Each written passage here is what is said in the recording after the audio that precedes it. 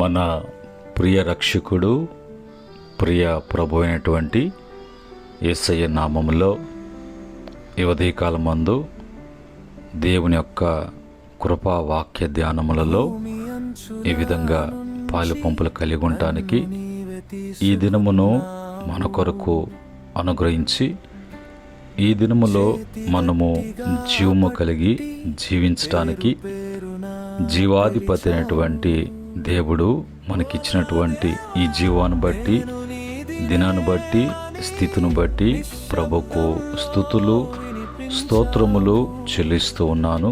అలాగనే ప్రతిరోజు కూడా దేవుని యొక్క కృపా వాక్య ధ్యానములలో మరి పాలుపంపులు కలిగి ఉన్నటువంటి బిడ్డలకు ప్రభు పేరిట వందనములు, ప్రభు పేరిట మీకు శుభములు తెలియచేస్తూ ఉన్నాను. ప్రియమైన దేవుని బిడ్డలారా, ఈ సమయంలో దేవుని వాక్యాన్ని మనము చదువుకొని ప్రార్థనాపూర్వకంగా మనం ధ్యానం చేద్దాం.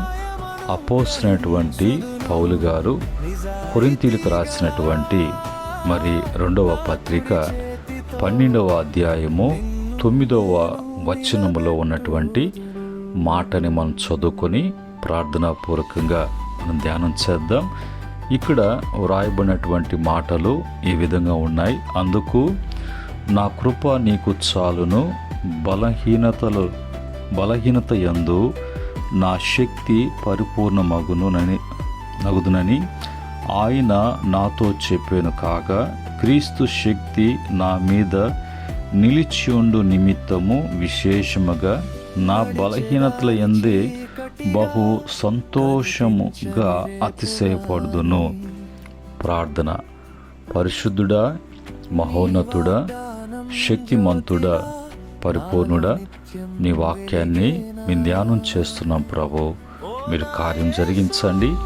ఈ మాటలు బుద్ధిగంతాల వరకు తీసుకువెళ్ళి భూమి మీద నివసిస్తున్న ప్రతి నివాసికి కూడా అందించబడేటువంటి కృపను మరి అనుగ్రహించమని, మీరు మహిమ తెచ్చుకోమని యేసుక్రీస్తు నామములో అడిగి వేడుకుంటున్నాము తండ్రి, ఆమేన్. ప్రియమైన దేవుని బిడ్డలారా, ఈ సమయంలో అపోస్తలుడైనటువంటి పౌలు గారు తన యొక్క జీవిత అనుభవాన్ని, అతను కలిగినటువంటి కృపను గురించి అతను వివరించి బోధిస్తున్నటువంటి, తెలియచేస్తున్నటువంటి మాట ఇక్కడ మరి 2వ కొరింథీ పత్రిక 12వ అధ్యాయము 1 నుంచి 10 వరకు మనము జాగ్రత్తగా చదివినట్లయితే అక్కడ మరి పౌలు గారికి ఉన్నటువంటి బలహీనత, ఆ బలహీనత అతనికి ఎంతగానో బాధ తెచ్చిపెడుతూ ఉంది. ఆ బలహీనత ఏంటో అనేది అతను మరి ఊహించుకున్నా కూడా దాని విషయంలో అతనికి ఎంతగానో ఇబ్బందికరంగా ఉన్నటువంటి పరిస్థితి. దాన్ని అంటాడు, సాతాను నాకు ముళ్ళుగా ఉంచాడు అన్నట్టుగా. అయితే ఈ బాధని ప్రభు పాదాల కాడ విన్నపించుకున్నప్పుడు ప్రభు ఆ యొక్క బాధని తీసివేయలేదు. కానీ ఆ బాధలో మరి ఆ పెయిన్లో, ఆ బలహీనతలో దేవుని కృప అతని మీద ఎలాగ పనిచేస్తుందో, దేవుని కృప ఆ యొక్క సమయంలో ఎలాంటి బలాన్ని, ఎలాంటి పరిపూర్ణతను, ఎలాంటి సహాయము అందిస్తుందో అన్నట్టుగా అక్కడ మరి పౌలు గారితో ప్రభు అంటూ ఒకటి అంటాడు, ప్రభు అంటారు, నా కృప నీకు చాలును అని అంట. ఎప్పుడైతే నా బలహీనతల్లో నేను మరి ఆయన శక్తి పరిపూర్ణమగుతుందని ఆయన నాతో చెప్పారు కనుక క్రీస్తు శక్తి నా మీద నిలిచుండు నిమిత్తము విశేషముగా నా బలహీనత యందే మరి నేను బహుగా సంతోషముగా అతిశయపడుదును. కనుక ఈ మాట అభయం ఇచ్చినటువంటి దేవుడు, నా కృప నీకు చాలు, నా కృప ఉండగా నీకేంటి బలహీనత, నా కృప ఉండగా నువ్వు ఎక్కడ బలహీన అవుతావు, చేయలేకపోతావు, నిలిచిపోతావు అన్నట్టుగా ప్రభు ధైర్యపరుస్తూ మరి ఆ మాటలు తెలియచేస్తున్నట్లుగా ఈరోజు ప్రభు అన్నటువంటి మాట ప్రకారంగా నా కృప నీకు చాలును అని అంటున్నారు. కనుక ఈ విషయంలో మరి ఆ కృపను గురించి మనం ధ్యానం చేయబోతున్నాం. మరి నా కృప నీకు చాలును అన్నటువంటి మాట ప్రకారంగా మరి కృప అనేది మరికి ఏ విధంగా మరి సహాయపడుతుంది, ఎన్ని విధాలుగా సహాయపడుతుంది, మరి మన జీవితంలో మరి దేవుని దృష్టికి మనకు చాలునవి ఏమి, మనకు లోకం దృష్టిలో చాలనవి ఏంటి, ఇందును బట్టి మనకు కృప ఎంత అవసరమై ఉన్నదో, కృప కలిగి ఉండటమో అనేది మన జీవితానికి ఎంత ప్రాముఖ్యమో అనటానికి ఈ యొక్క వాక్యం నుంచి మనం తెలుసుకోబోతున్నాం. ఇక్కడ మరి దేవుని కృపను గురించి మనం చూసినప్పుడు దేవుని కృప మనకు చాలును. ఎప్పుడు చాలును? మనము బలహీనంగా ఉన్నప్పుడు దేవుని శక్తి ఎక్కువగా పని చేస్తుంది. పని చేయుటకు కృప. అలాగనే మన సమస్యల్లో, కష్టాల్లో దేవుడు మనకు సహాయము చేస్తాడు కృపను బట్టి. మన బలము కాదు, దేవుని బలమే మనకు ముఖ్యము అనే విషయాన్ని మనకి మరి అర్థం కావాలి. ఆ విధంగా మనము తెలుసుకోవాలి. ఈ క్రమంలో మరి 2వ కొరింథీ పత్రిక 12:9 ప్రకారంగా నా కృప నీకు చాలును అని అందులో ఉన్నటువంటి వివరణ, విశ్లేషణను బట్టి చూసినప్పుడు కృప అంటే ఏమిటి అనేది మనము ఆలోచన చేసినప్పుడు కృప అన్నది దేవుడు అర్హత లేకున్నా చూపించేటువంటి ప్రేమ.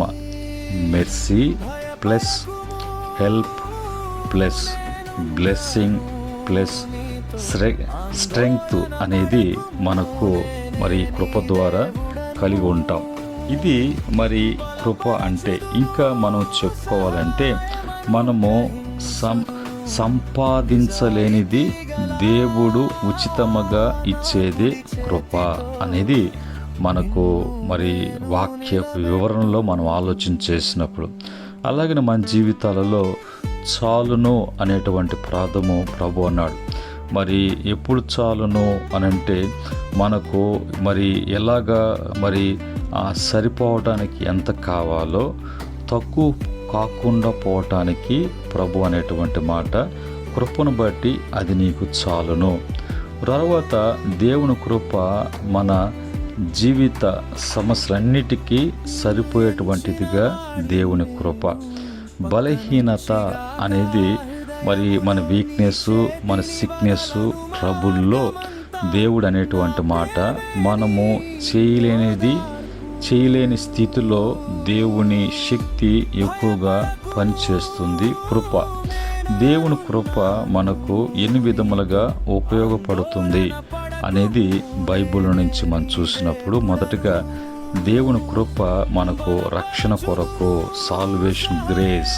ఎఫెసీ పత్రిక 2:8 ప్రకారంగా కృప ద్వారానే మనకు రక్షణ, saved by grace through faith ద్వారా మనకి కలుగుతుంది. రెండవదిగా పాప క్షమాపణ కొరకు మరి కృప, ఫర్గివ్నెస్ గ్రేస్. రోమపత్రిక 5:20 ఎక్కువ పాపం ఉన్న చోట ఎక్కువగా కృప అనేది క్రియేట్ చేస్తుంది మనము అందులో నుంచి బయటకు రావటానికి. మూడవదిగా బలహీనతల్లో బలము కొరకు మరి స్ట్రెంగ్త్ ఇన్ వీక్నెస్. 2 కొరింథీ పత్రిక 12:9 ప్రకారంగా మన బలహీనతతో దేవుని శక్తి పరిపూర్ణమగుతున్నది. నాలుగవదిగా శోధనలో సహాయము, మరి హెల్ప్ ఇన్ టెంప్టేషన్. హెబ్రీ పత్రిక 4:16 ప్రకారంగా అవసరము సమయంలో కృప సహాయం చేస్తుంది. ఐదవదిగా మనకి కృప వలన మరి ఏవి జరుగుతుంది? సేవ చేయుటకు, గ్రేస్ ఫర్ మినిస్ట్రీ. 1 కొరింథీ పత్రిక 15:10 ప్రకారంగా దేవుని పని చేయుటకు కృప బలమిస్తుంది. కనుక మనకు కృప వలన ఎంత ప్రయోజనమో అనటానికి ఆ కృప మనకి ప్రభు ఇస్తూ, నా కృప నీకు ఉంటే చాలు అన్నట్టుగా మనం తెలుసుకుంటూ ఉన్నాం. ఆరోదుగా సహనము కొరకు కృప, గ్రేస్ టు ఇండోర్. 2 తిమోతి పత్రిక 2:1 ప్రకారంగా కష్టాల్లో నిలబడుటకు కృప మనకు అనుగ్రహిస్తూ సహనముతో ముందుకు పోవటానికి. 7వదిగా నిత్య జీవ నిరీక్షణ కొరకు ఎటర్నల్ హోప్. తీతు పత్రిక 2వ అధ్యాయం 11 నుంచి 13 వరకు. మరి కృప మనలను నిత్య జీవానికి సిద్ధపరుస్తుంది. ఇది కృప వలన ఎన్ని విధాలుగా మనకు మరి ప్రయోజనకరంగా ఉంది, ఉపయోగపరంగా ఉన్నది. రెండో మాటకు వచ్చినప్పుడు మన జీవితానికి చాలునవి ఏమిటి? నా కృప నీకు చాలునన్నాడు.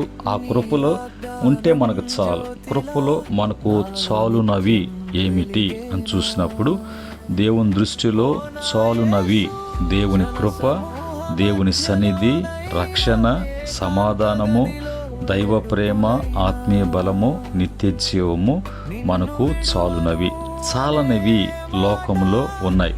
ఏంటి అవంటే, లోకములో డబ్బు మనిషికి చాలదు, పేరు ప్రఖ్యాతులు ఉన్నా కూడా అది చాలదు, మనుషుల సహాయం అందించబడుతున్నా అది చాలదు, సరిపోదు, లోక ఆనందము చాలదు, శరీర బలము చాలదు. కానీ దేవుని కృప మాత్రము ఎప్పుడు కూడా మనకు చాలును.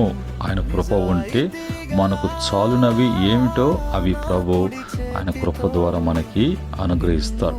కనుక మనము మరి పౌలు గారు తన యొక్క మరి ఉన్నటువంటి ఆ కష్టాలలో తొలగించమని, ఆ వ్యాధిలో, బాధలో, బలహీనతల్లో ప్రార్థించాడు. కానీ దేవుడు సమస్య తొలగించలేదు.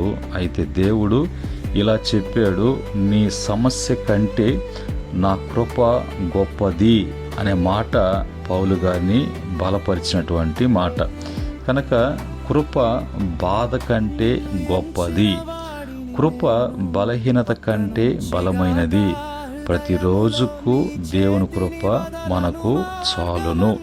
ఈ మాటలను బట్టి ముగింపులోకి వచ్చినప్పుడు కృప అనేది దేవుని ఉచిత వరము.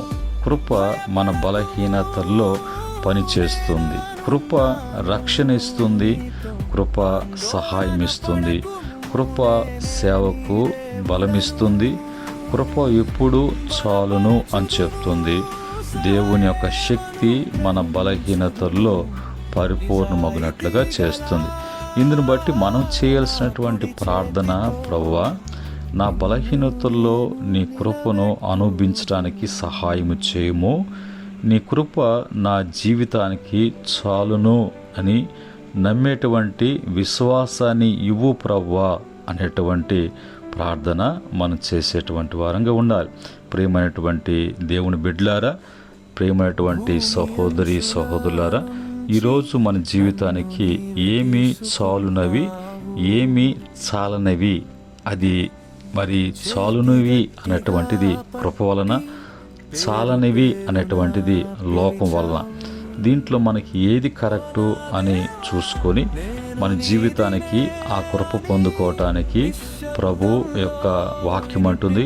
వేకునే భక్తుడు అంటాడు 91 కీర్తన చివరి చరణంలో, నీ కృప కొరకు ఆశ పెట్టుకుని ఉన్నాను, ఆశ కలిగి ఉన్నాను, నీ కృపతో నింపు నా దినము, ఆ దినము నా దినములన్నింటినీ కూడా ఉత్సహించి సంతోషించేదను అంటే, ఆ కృపలో అన్నీ కూడా అతనికి లభిస్తుంది. కనుక ఆనంద సంతోషాలతో, ఉత్సహించేటువంటి సంతోషాలతో నేను జీవించగలుగుతున్నాను. అలాంటి జీవితము నాకు చాలును అని భక్తుడు పలికినట్లుగా దేవుడు కూడా నా కృప నీకు చాలును అని ఈ ఉదయకాలమందు ఈ మాటల ద్వారా తెలియజేస్తుండగా, ఇట్టి మాటలు మీ కుటుంబాలకు, మీ జీవితాలకు, మీ ప్రాంతాలకు దేవుని కృపను బట్టి దీవెనకరంగా, ఆశీర్వాదకరంగా, అర్హత లేనటువంటి మన జీవితాల్ని అర్హులుగా చేసేటువంటి కృపతో ప్రభు మిమ్మల్ని అందరూ కూడా వర్ధిలింపచేయును గాక. ఆమేన్. ప్రేమగల తండ్రి, పరిశుద్ధుడా, నీ కృపను గురించి బిడ్డలకు వివరించారు. కనుక ఏది జీవితానికి చాలును, ఏది జీవితానికి చాలనిది అని తెలుసుకోవటానికి, అటు కృప బిడలు కలిగి ఉండటానికి సహాయం చేయమని, బిడలు ఈ దినమంతట్లో కూడా మీ కాపులు ఉంచమని యేసుక్రీస్తు నామములో అడిగి వేడుకుంటున్నాము తండ్రి. ఆమేన్. పరమందు తండ్రి ప్రేమ, కుమారుని కృప, పరిశుద్ధాత్మ యొక్క సహవాసం మాటలు వింటున్న బిడ్డలకును, ప్రాంతాలకును, ఈ పరిచర్యకును, సకల పరిశుద్ధులకును, ఆయన దాసులకును సదా తోడే ఉండి నడిపించును గాక. దైవాశీస్సులు మీ కలుగును గాక. ఆమేన్.